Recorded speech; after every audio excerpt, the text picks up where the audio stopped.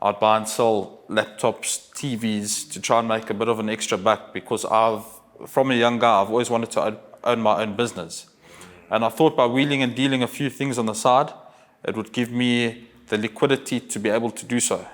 So I made quite a few silly decisions. I mean, I overpaid for certain products in the store. I overspent on renovations, etc., etc. And that put me on a bit of put me on the back foot from the get-go. To any young person, I'd start off online, and once you're earning a certain amount, once you can like average over a period of like 3 months, and you're earning a certain amount and can afford to move into a space, then do it. At that time, I couldn't afford it. Everybody, it doesn't matter how successful your business is, every single person is going to go through tough times in their business. I'll go through months where sales are like rock bottom, and then I'll just randomly at the end of that month, I don't know why, I'm a very firm believer in God, and I think God plays a big role in this. You've got to have that mindset to overcome those situations, and that just motivated me to push harder. And I had a vision in mind to be the biggest mid-century modern furniture dealership in South Africa. And you're live on Dead Radio. Welcome to another very special episode of Dead Radio with your boy Ini. And once again, you know how we do with the very special guests. We're going to let our guest introduce himself, and then we're going to get into his life journey. And you know how we do, extract those jewels for you guys to use in your everyday lives. So without further ado. What's up, everybody? My name's Bruno, and I'm a mid-century modern furniture dealer. I own a company called Retromod. We're based in Johannesburg, but we ship nationwide, and it's an honor to be on the show today. Thank you. I love that, bro. How do you feel right now, in this second? Easy. I get you. And like I say, honored as well. Honored to be here. Thank you. Thank you so much for joining us, bro. I think to find out who Bruno is today, right, we have to start Bruno's book from page 1. So tell me about where Bruno grew up, what type of young man he was. Was he an introvert? Was he an extrovert? Just those early days. So growing up, I grew up in an area called Basonia. Okay. In Johannesburg South. And I was a bit of an extrovert. Okay. I was actually known to be Dennis the Menace. I was a bit of a naughty guy back in my youth. And growing up, I developed a passion for music and started DJing from a very young age. From the age of 7, I started DJing. That's crazy. Like, where does that come from? Like, did you see something on TV? Did you have a cousin, uncle, brother? Like, where does that love for DJing come from? There was always music in the house. And my family are very, how can I say it? They know how to have a good time. Okay. And obviously through them having a good time, I developed a passion at a very young age for music. And my dad bought me my first disco at the age of 7. Okay. And I started doing my thing. Fuck, that's so sick. Like that, the fact that they even encouraged that. So what, you were DJing the family parties? Yeah, all the family Basically. Birthday parties, yeah. I'd be the designated DJ. At 7 years old. I didn't ever think I'd get into the furniture industry. And yeah, I went to primary school at Glenanda Primary. Okay. I was very well known among my friends. And high school, went to Glen Vista High. I wasn't really a sportsman at all. I was quite intelligent, Okay. With the book-wise? Yeah, book-wise. Okay. I used to get some good grades. Okay. But sports, I never ever did sports. Interesting. Okay. I want to get to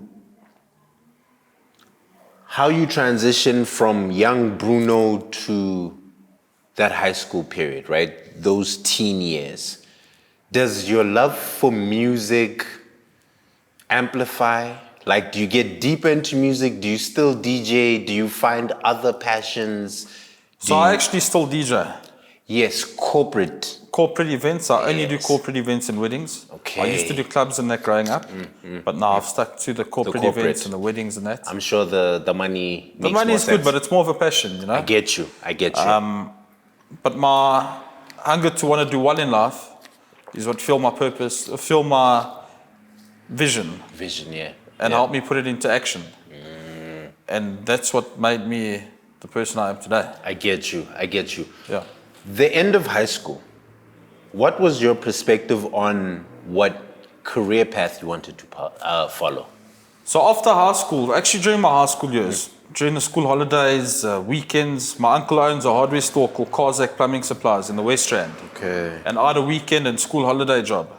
Okay. And I would save and save and save. And with the money I was saving, I was turning it into more money by buying and selling random odds and ends on, like on Facebook Marketplace and just randomly through people. I'd buy and sell laptops, TVs to try and make a bit of an extra buck because from a young guy, I've always wanted to own my own business. And I thought by wheeling and dealing a few things on the side, it would give me the liquidity to be able to do so.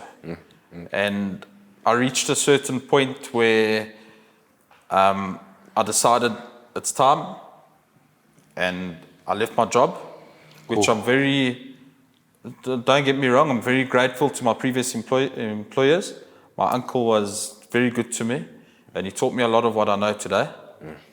And I just wanted better out of life, wanted more out of life.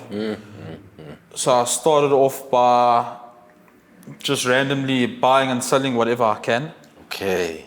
And then I developed a passion for retro and vintage items, not furniture in particular. Okay. Like, your vintage Coca-Cola signs and Yes. old school fridges and that type of stuff. And in the midst of all of that, an antique dealer approached me and he asked me if a certain item of mine was available. I had it listed on Facebook Marketplace. Well, didn't approach me, he sent me a message on Facebook Marketplace. And that particular item was available. So when delivering the item to that dealer, he said to me if I get anything along those lines or anything similar, that I should contact him. So I started researching and looking up the types of furniture he had, what differentiates it from other furniture and other interior. Yes. Started studying and reading up on certain designers, watching YouTube videos, etc. And I developed a passion and I started supplying this particular gentleman with furniture. Okay. And I said, I can actually make my own business out of it and add a bit of a tweak. Yes. Which is why I came up with Retromod. So the retro part obviously being my passion for vintage items. Yes. And obviously having gained the knowledge I did during the time supplying this particular gentleman, and obviously also reading up on certain designers and furniture from certain periods, it allowed me to open my page and have knowledge of the industry from the get-go sort of thing, And I started off out of a storage unit. I actually opened up an Instagram page first. So the Retromod Instagram page. Yes. Okay. That's correct. Yeah. Cool. And the reason for the word, the retro mod, the mod part. Modification, right? No, it's not that. The period of furniture I keep, it's called mid-century modern furniture. Okay. That's what it's known to be. So the word retro already describes retro looking Vintage. furniture, and mod is the second half of mid-century modern. Okay. Yeah. Let's pause right there. And you're live on Dead Radio.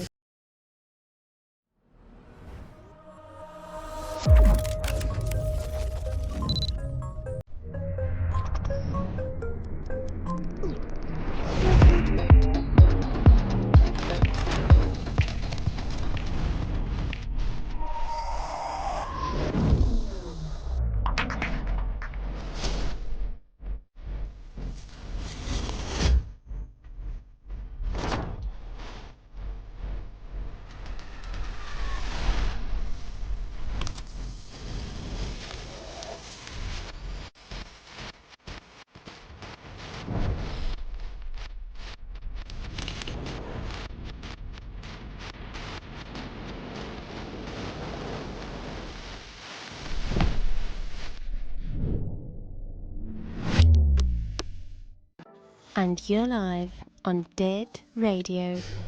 Explain to me what time period mid-century is. Mid-century is 50s, 60s, and 70s. Okay. And that's when all of the best furniture was ever made.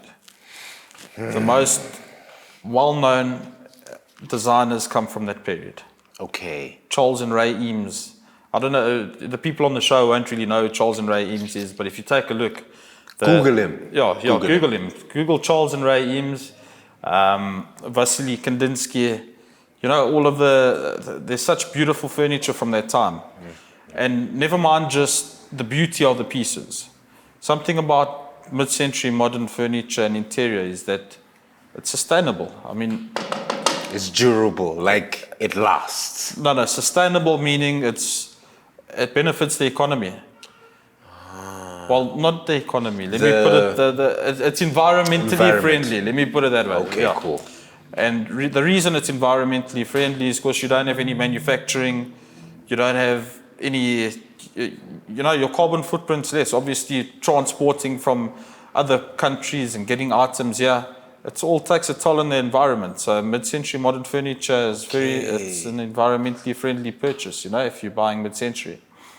Yeah. I was thinking, I don't know what I watched. I watched something and this person was basically explaining, or something online, and they were basically explaining what you just said, that the best furniture comes from that time period, right? Yes. And even now when I think of like all the furniture, I grew up in the 90s, 2000s, like even now, like the creativity in furniture seems to be gone, right? Now people are just mass producing things that all look the same. Or replicating designs from that area. Yes. From that era. From that era, yes, you're right. So there's many insanely well-known designs from that era that these companies are just reproducing, which I don't blame them for due to the beauty of the actual piece. Of course. So another thing as well with regards to mid-century furniture, just by other companies reproducing shows how timeless it is. It's never going to go out of fashion. It's a good investment to make, because if you're buying something for, let's say for argument's sake, you're buying a chair, a mid-century modern chair for 5,000 Rand today. In 2 or 3 years' time, you're not going to lose money. Whereas if you buy a brand new item, 2 or 3 years' time, you're likely to get 30% of the value back. That's true. Okay, which makes perfect sense to why that became the perfect business for you, right? Exactly. Because you're selling things that actually, they maintain their value over time. That's correct. Right? Okay, let's get back to your timeline, right? So you open up the Instagram page, and then what happens next? So I opened up the Instagram page and I started selling like small little ornaments from that period. Where are you sourcing them from, or is that a trade secret? Are you buying them online? I must be honest with you, word of mouth. Okay. I've developed quite a decent following. Initially, I'd go to markets and, like flea markets, etc., and 1 or 2 other places, which I don't really want to mention. Yeah. But yeah, I started buying smaller, because that's all I could afford at the time. Started buying smaller odds and ends, and eventually we bought 1 or 2 bigger items. From there, a couple of more bigger items, and then eventually we needed a storeroom to have everything. To keep everything in, to store everything. And obviously through marketing and my social media knowledge, I'm also quite sharp on social media. Through social media marketing, I developed quite a decent following. And we went from a small storage unit to a bigger one, to another one. And then we had like this mini little, I wouldn't say a mini warehouse, but it was it sort of looked like a mini warehouse because it's quite a big storage unit. And then going back to the DJ part, I had a DJ gig for an event. And funny enough, the event happened to be where my first store was. In the same building as my first store. And that store happened to be vacant at the time, and I was looking for the perfect location for Retromod. And the person who hosted the event was the landlord's daughter-in-law. Crazy. So I met up with the landlord at the event and asked him if that unit's available. And he said to me, yes, it's available. So I took a chance. That next Monday I was there, started to renovate and move my stuff in. And then I grew from strength to strength. Okay. We've got quite a large following in the Western Cape. Is that where your biggest consumer base is currently? Currently, I'd say so. Okay. Definitely, yeah. Interesting. I wonder, And have you reverse engineered why? Because I would think Gauteng would be... you know, if I'm being honest, like they're very trendy people in the Western Cape. Everything's very trendy. And mid-century modern and retro furniture, it's cool. Yes, I get what you're saying. Nothing against Gauteng. I love Gauteng and the get people you. here. But the people in Cape Town are trendy, you know, Yes. and they don't know about these designers. There's a select few in Gauteng that do, but majority of the people in Cape Town know about the mid-century modern furniture and get interior. you. Yeah. Damn. So now you've opened your first store. What were some of those first early lessons you had to learn, right? Because there's a difference between selling things online because you don't have an overhead, right? You don't if you have a store, there's lights, there's rent, there's overheads. Of course. But when you're online, it's like you can keep your stuff, like you said, in storage, and that becomes your only overhead, right? But what were some of those early lessons you started learning about selling furniture from the store? Did you make bad financial what were some of those things? Look, I must be honest with you, it was my first business. So Yes, of obviously course, you're going to of make course. stupid decisions. It's trial and error. Of course. So I made quite a few silly decisions. I mean, I overpaid for certain products in the store. I overspent on renovations, etc., etc. And that put me on a bit of put me on the back foot from the get-go. But you know, we got to bounce out of it. You got to have that mindset to overcome those situations. And that just motivated me to push harder. And I had a vision in mind to be the biggest mid-century modern furniture dealership in South Africa. Fuck, that's crazy. So I just put everything into it. And like I said, trial and error. I learned certain things that work for me on Instagram to certain things that don't.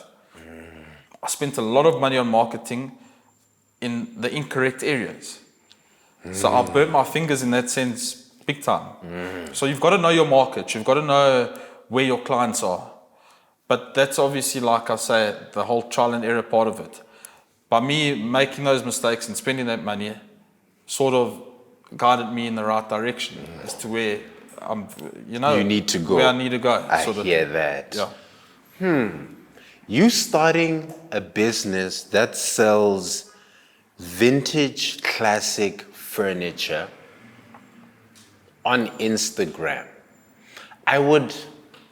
This is me just assuming, right? I would assume that a lot of the people who buy the furniture from you are in their late 40s going up. Funny enough, not necessarily, Okay. I'd say it's about a 50-50 split.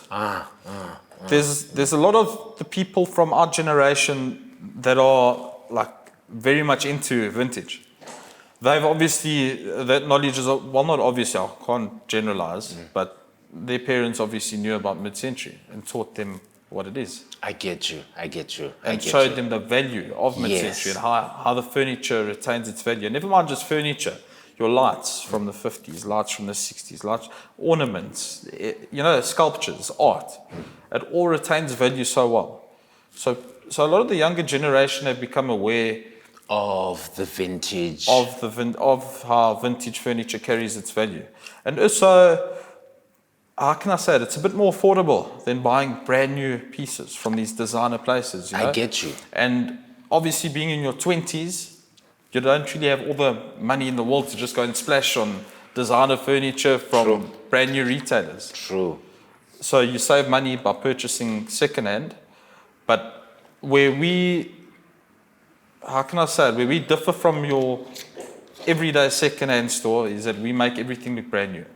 So before a product comes into Retromod, it's obviously I wouldn't say it's in perfect condition. And we've got woodworkers that work for us. I've actually built I've built that up. We've got woodworkers that work for us. We've got an upholsterer that works for us. And we strip everything down bare and make it look brand new. Yeah. Okay. So what's the process? I just want you to open source this world to us, right? Because we usually sit down and speak to photographers, videographers. Like, you're the first person who deals with furniture and understands that world to come sit on this seat, right? So I'm gonna ask questions that might sound stupid to you, but it's like, I'm just trying to understand deeper the world of furniture, right? What's the process for when one person sells the furniture to you and you sell to a buyer? So you Like, want what's the process? Like, from start to finish? From start to finish. And you're live on Dead Radio.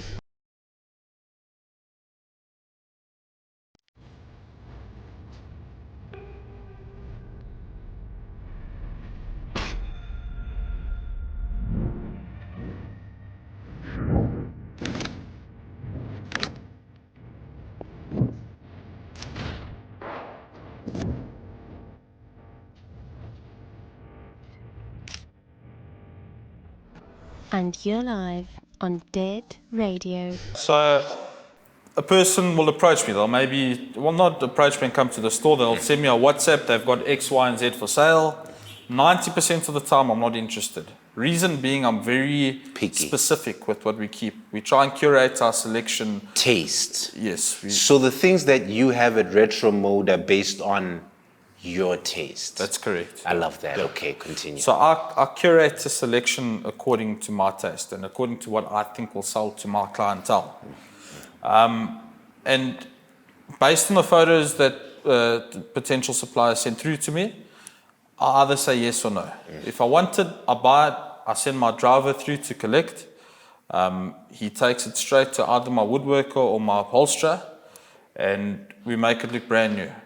So we give old furniture a second shot at life. I love that. I love that. Okay. Yeah. And then from there, then you put it up online and then... So I've got a little photo studio in my shop. Okay.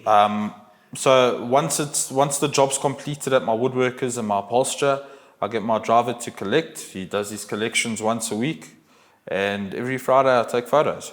Upload on my Instagram page. I've got a WhatsApp group as well. Okay. And I upload my photos, and if a client wants something, they'll either send me a DM via Instagram, or they'll send a WhatsApp through to me. And if they need delivery, we arrange that. We deal with multiple courier companies in South Africa. And if they want to collect, they're more than welcome to come through to the shop. How do you know when someone wants to sell you furniture, right? And they send you pictures. How do you know that this is actually mid-century furniture? Is there like other boxes that you tick? There are a few boxes you tick, but you need to have an eye for it. You need to know. I get you. You need to know what you're buying. You know, you've got to know your game. It's like Dead. We're sitting here at Dead. Yes. Their styles, it's a Dead piece. If you're wearing a Dead shirt, you can see the thick collar, you can see the badge. That's what it's the same thing. I get you. I know it's mid-century, I know it's antique, I know it's vintage, I know it's retro. It's all different. It's subcategorized. Are those three different categories? And antique's older than 100 years. Aha. Yes. If it's not older than 100 years, it's not antique. Okay. Yeah. And then vintage is what period? How do you measure that period? Vintage it's similar to retro is more of a style. It's like the style of an item. Okay. It can be a mid-century modern item can be classified as retro, or it can be classified as vintage. It's sort of from the same time period, but it's just the whole style. The style's a bit different. Mid-century modern's more sleek. The lines in the wood's cleaner. Okay. It's like Scandinavian style. I get you. Yeah. I'm thinking of the show Mad Men, which is basically about advertising in the 50s or the 60s or something like that. So I'm thinking that the furniture that is in the show is the furniture you sell. Similar. Similar, yeah. I've actually seen those adverts. Yes. Very, I'd say majority of what's in that show is stuff that I would probably sell. I get you.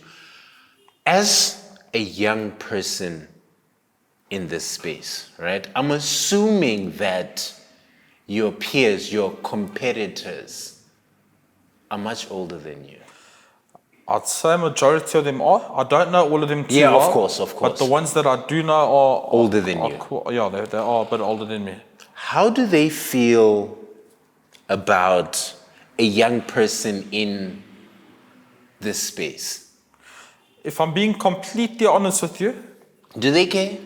I wouldn't know. I get you. Obviously, they wouldn't share it. I wouldn't know. They wouldn't share it. With you. Like, to your face, they might be nice, but behind your back, they might talk, talk bad about you. How do you feel, though? Do you feel there's a judgment or I don't even know what to call it, but a weirdness to you? Is it something that you can perceive from your competitors? Not really. I'm not too bothered, if I'm being honest. They must do their thing, I do my thing. I'm the type of person, I'm not really bothered about what people think of me. As long as I'm making myself happy, doing my best, which I think I am, being the largest mid-century modern furniture dealership in South Africa.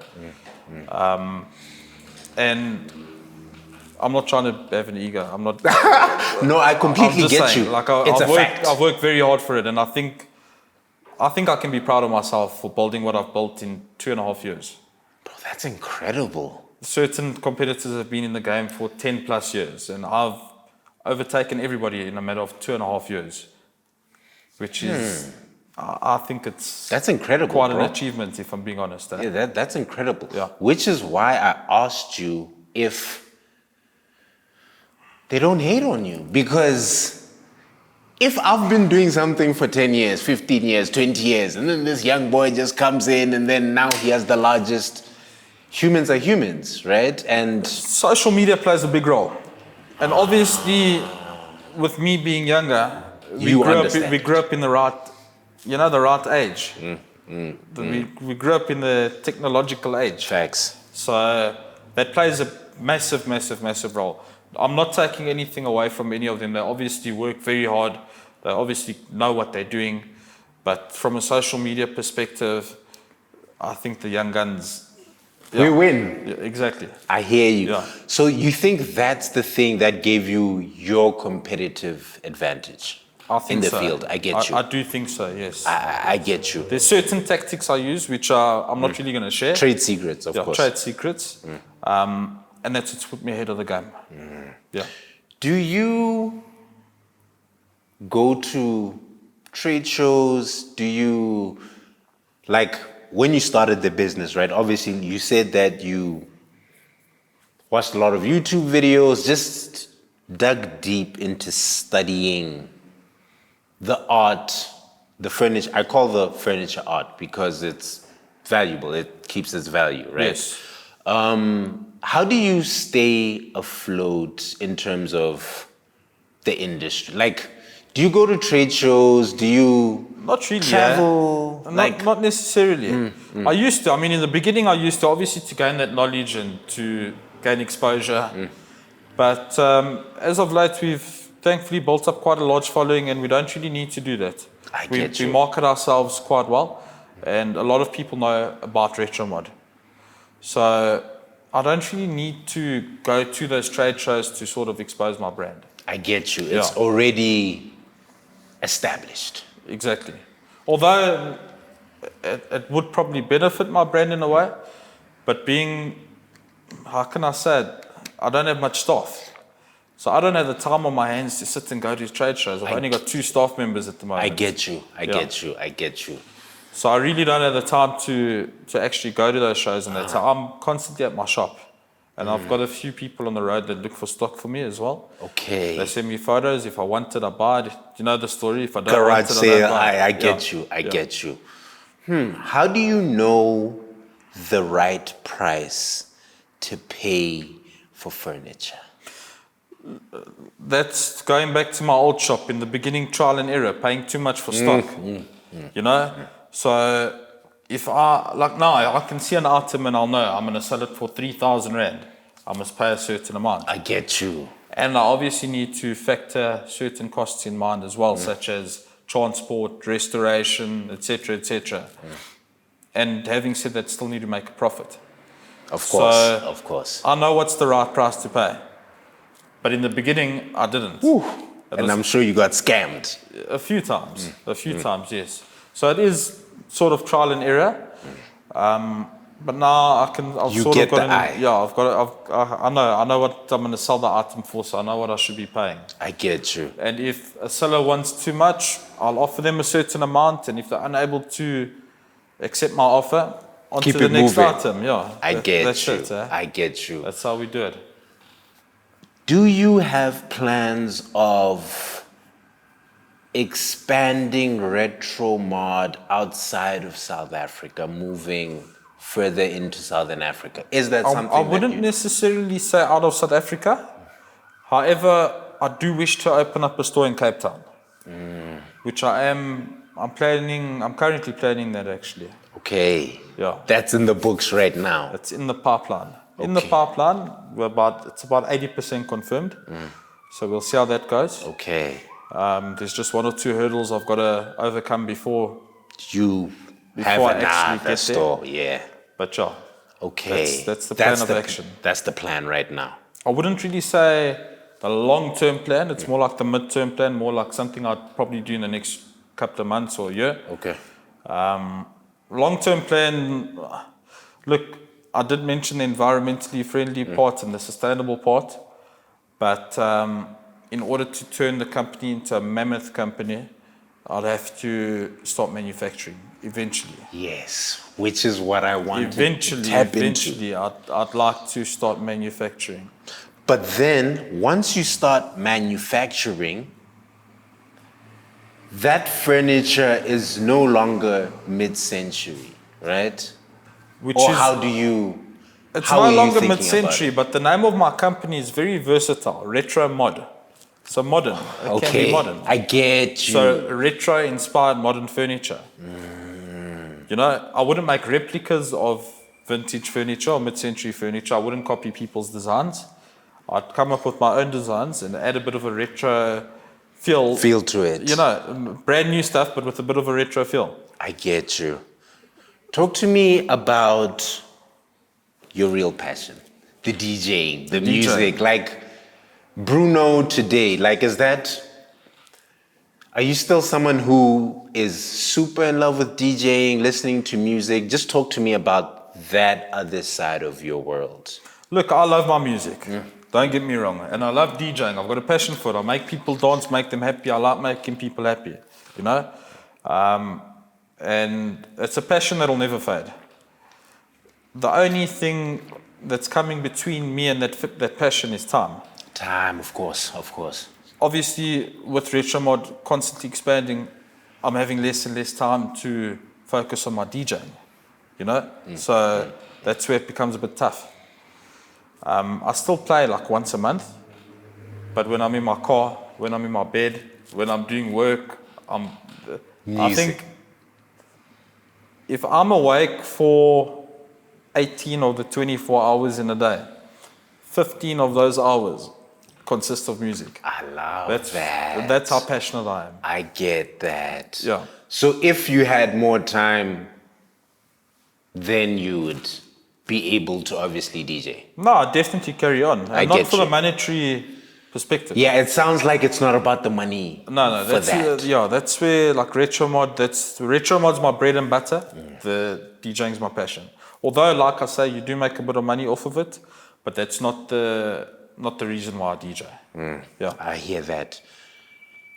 I want to talk about something that every creative person, every business owner, every human goes through, and that's doubt, failure.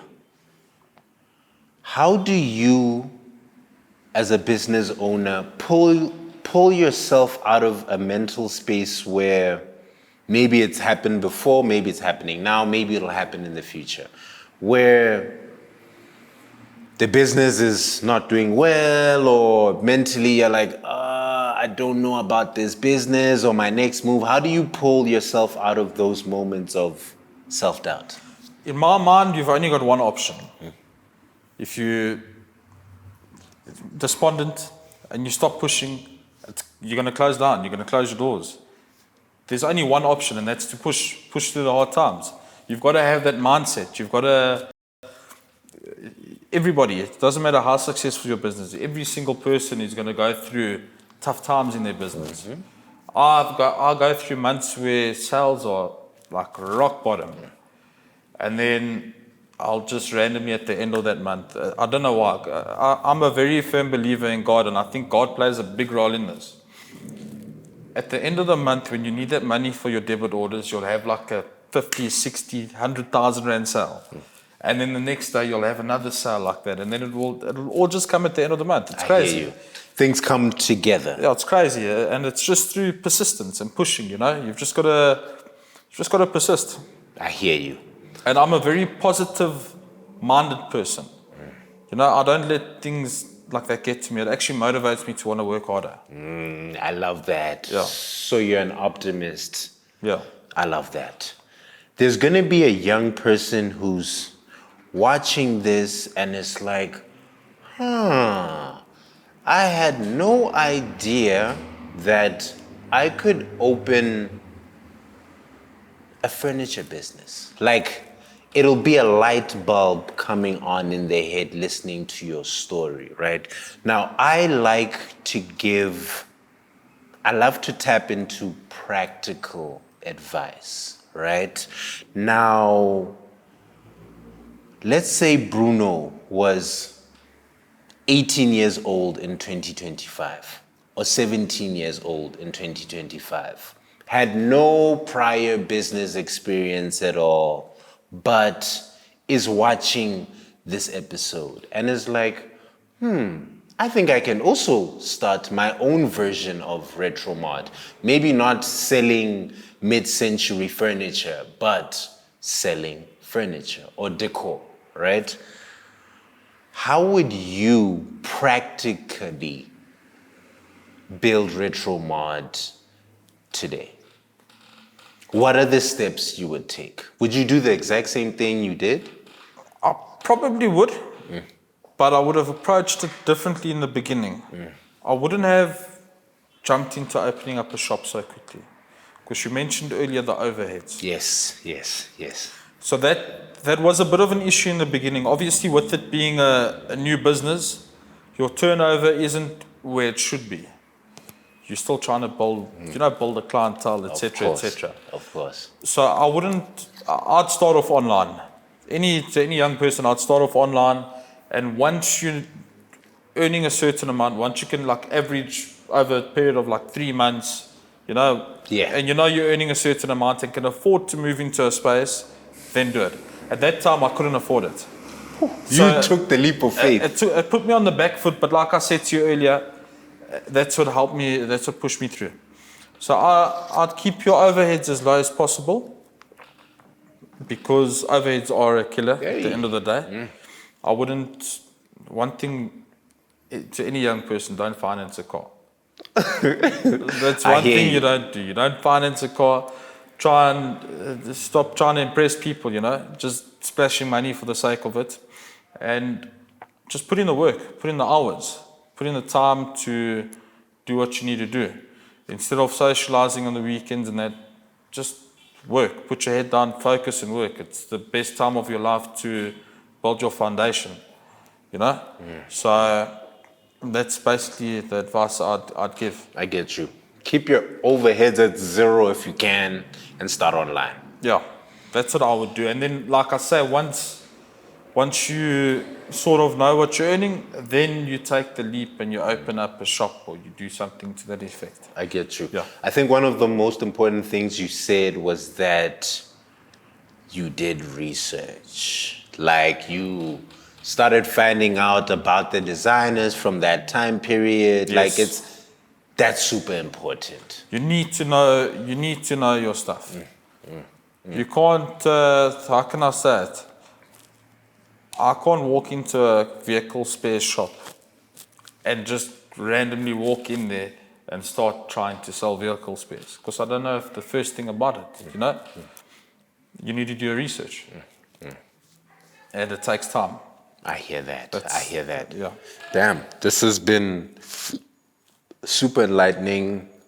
Thank you for opening a portal into the furniture world. Like, there's definitely going to be a lot of people that step into that world. No, of course, and everybody needs it. Yes, Yeah. we all need furniture. Exactly. Right? As we wind down the conversation, what's your last piece of advice to the dreamers out there? The people who want to start a business, become DJs, just step out into the world and create a name for themselves. What's your last piece of advice? One tip of advice I can give any young person, or even any, doesn't matter how old you are, you can always start, but it doesn't matter how old you are. One tip of advice I can give is, I started with nothing. Nothing. And I didn't ever think I'd make it this far. If you put your mind to something and you actually put in the work, you can achieve anything. You need to put in the work and persist. Don't stop.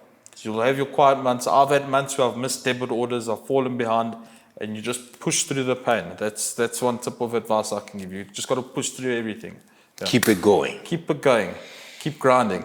Keep grinding, resilience. Yeah, resilience I feel like is the most important attribute anyone can have, bro. Yeah. Like, and it's the most difficult to build. No, Because it that's hurts. it. Don't let a tough month or a tough period bring you down. Just push through the tough times. I hear that. And certain people fail to do that. They let tough times bring them down. Don't let it bring you down. It happens to everybody. You just got to push through. Bruno, thank you, sir. Pleasure, brother. Thank you so much.